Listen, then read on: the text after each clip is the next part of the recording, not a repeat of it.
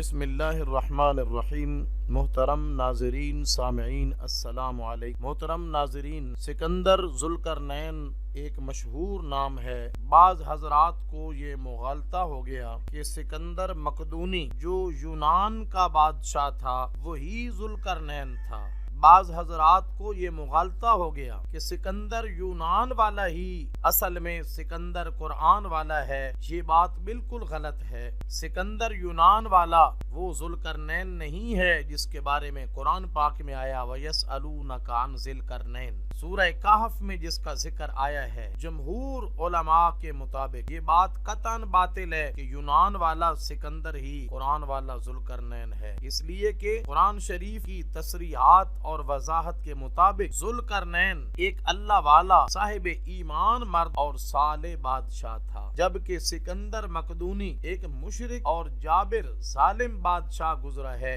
جس کے شرک اور ظلم کی صحیح تاریخ خود اس کے بعض عمرائے دربار نے بھی مرتب کی ہے، اور اس کے زمانہ کی شہادتیں اس کے بت پرست اور جابر اور ظالم ہونے پر متفق ہیں۔ امام بخاری رحمت اللہ علیہ نے کتاب احادیث الانبیاء میں ذوالقرنین کے واقعہ کو حضرت ابراہیم علیہ السلام کے تذکرہ سے پہلے نقل کیا ہے، اور اس کی شرح کرتے ہوئے حافظ ابن حجر تحریر فرماتے ہیں۔ حافظ ابن حجر رحمت اللہ علیہ نے فرمایا کہ مصنف نے ذوالقرنین کے واقعہ کو حضرت ابراہیم علیہ السلام کے تذکرہ سے قبل اس لیے بیان کیا کہ وہ اس شخص کے قول کو کمزور اور باطل کرنا چاہتے ہیں جو سکندر یونانی کو ذوالقرنین کہتا ہے۔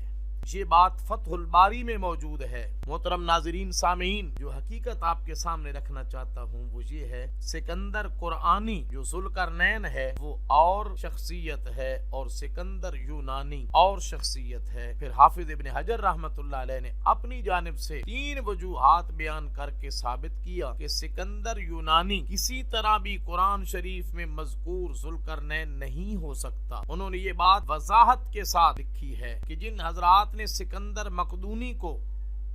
یعنی سکندر یونانی کو ذوالقرنین کہا ہے، غالباً انہیں اس روایت سے مغالطہ ہوا ہے جو طبری نے اپنی تفسیر میں اور محمد بن ربیع نے کتاب الصحابہ میں نقل کی ہے، اور جس میں اس کو رومی اور بانی اسکندریہ کہا گیا ہے، مگر یہ روایت ضعیف ہے اور ناقابل اعتماد ہے۔ اسحاق بن بشیر نے بروایت سعید بن بشیر قتادہ سے نقل کیا ہے کہ ذوالقرنین کا نام سکندر تھا اور یہ سام بن نوح علیہ السلام کی نسل سے تھا، لیکن بعض لوگ اسکندر بن فلپس مقدونی کو بھی ذوالقرنین کہنے لگے جو رومی اور بانی اسکندریہ ہے، مگر واضح رہے کہ یہ دوسرا ذوالقرنین پہلے سے بہت زمانہ بعد پیدا ہوا، کیونکہ سکندر مقدونی حضرت مسیح علیہ السلام سے تقریباً 300 سال قبل ہوا، اور مشہور فلسفی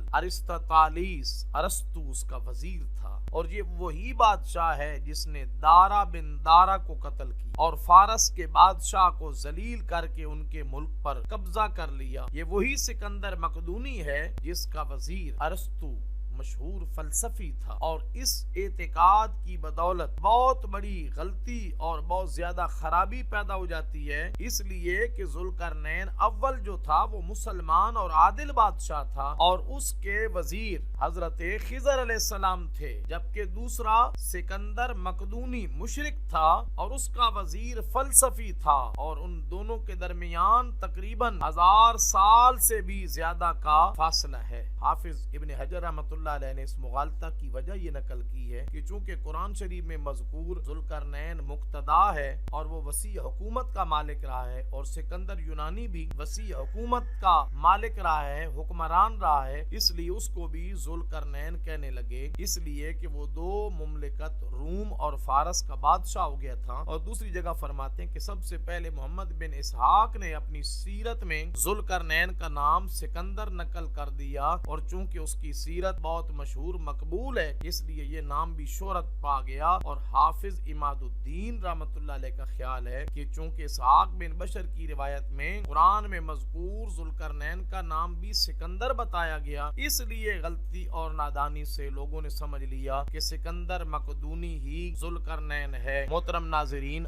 آپ یہ بات سمجھ گئے ہوں گے کہ جو قرآنی ذوالقرنین ہے وہ ایمان والا نیک بادشاہ تھا، اور بعض علماء نے لکھا کہ حضرت خضر علیہ السلام اس کے وزیر تھے، جبکہ جو یونانی مقدونی بادشاہ سکندر تھا وہ غیر مسلم تھا، ایک ظالم بادشاہ تھا، اور اس کا وزیر ایک فلسفی تھا۔ اس طرح کی معلوماتی ویڈیوز دیکھنے کے لیے دیکھتے رہیے ہمارا چینل۔ اللہ آپ سب کا حامی و ناصر ہو۔